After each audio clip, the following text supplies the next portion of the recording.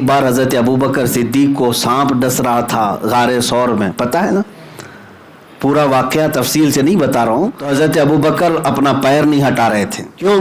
اس لیے کہ رسول پاک صلی اللہ علیہ وسلم ان کے زانوں پر سر رکھ کر آرام کر رہے تھے. حضور خود بیدار ہوئے اور پھر حضرت ابوبکر سے کہا ہٹاؤ، جب تک تو زہر پورے پیر میں چڑھا ہوا تھا. میاں سانپ کے کاٹنے سے کیا آدمی مر نہیں جاتا؟ زہریلا سانپ، وہ بھی کئی سو سال پرانا سانپ کاٹ رہا تھا حضرت ابوبکر کو. ہاں، اب رسول پاک صلی اللہ علیہ وسلم نے ان کے پیر کو ہٹانے کے بعد سانپ آیا، دیدار کیا اور چلا گیا. وہ تو دیدار کا مشتاق تھا، ہاں وہ اذیت دینے والا نہیں تھا. حضور پاک نے اپنا لعاب پاک لگایا حضرت ابوبکر کے پیر میں جہاں سانپ کاٹا تھا اور اللہ نے انہیں شفا عطا فرمائی، پیر صحیح ہو گیا. ایک واقعہ یہ ہے.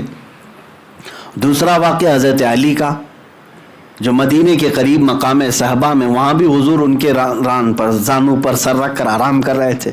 عصر کی نماز حضرت علی کی چھوٹ گئی، سورج ڈوب گیا.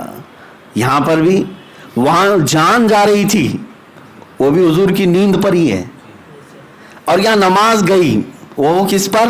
حضور کی نیند پر. لیکن حضور یہاں پر بھی بیدار ہوئے ہیں. یہ نہیں کہا قضا کر لینا، آگے دیکھ لینا، بلکہ نہیں، اشارہ کر کے سورج کو واپس بلایا اور عصر کے مقام پر اس کو پہنچایا. حضرت علی سے کہا اپنی نماز پڑھ لو.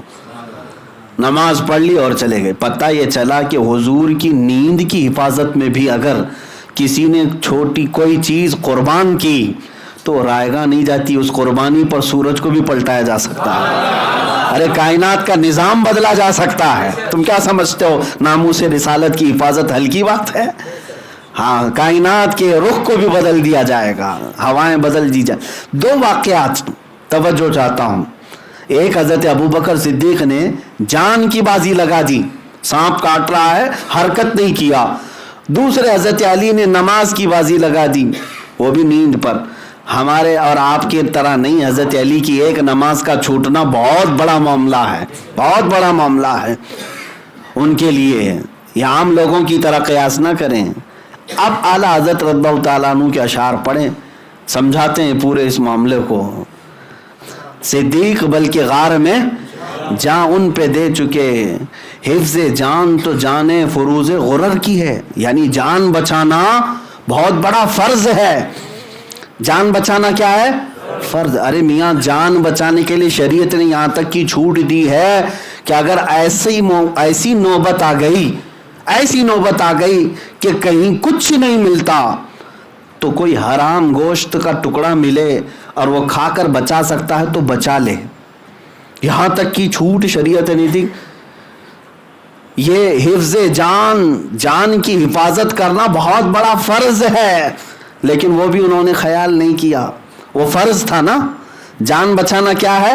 فرض. بہت سارے لوگ یہی کہتے ہیں حضرت آج آپ کہہ رہے ہیں ٹھیک ہے باہر جانا خطرہ ہے، جان کی حفاظت تو فرض ہے نا، گھر میں بیٹھنا چاہیے، جان کی حفاظت فرض ہے. اب میں آپ کو سمجھاتا ہوں جان کی حفاظت کیسے فرض ہے.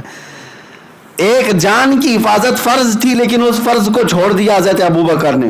اعلیٰ حضرت فرماتے ہیں صدیق بلکہ غار میں جان ان پہ دے چکے، حفظ جان تو جان فروز غرر کی ہے. مولا علی نے واری تیری نیند پہ نماز، وہ بھی نماز عصر جو سب سے اعلیٰ خطر کی ہے. پانچوں نمازوں میں سب سے افضل نماز عصر ہے. اس کو صلاۃ الوسطیٰ کہا گیا ہے. صلاۃ الوسطیٰ، حافظوا علی الصلاۃ والصلاۃ الوسطیٰ قرآن پاک میں آیا ہے. یہ بیچ والی نماز پانچوں نمازوں میں سب سے افضل ہے. اور دونوں واقعات کو ذہن میں رکھو.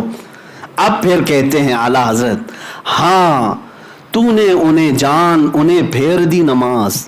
ہاں، کو ان کی جان واپس کر دیا اور ان کو ان کی نماز واپس. کسی کا کچھ گھٹا.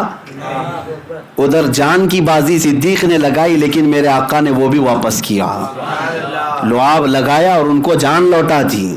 اور ادھر نماز قضا ہوئی تھی، سورج پلٹا کر کے نماز بھی دے دیا. کسی کا باقی نہیں ہے. ناموس رسالت کے لیے جو کھڑا ہوا پورا پلس میں مل جائے گا.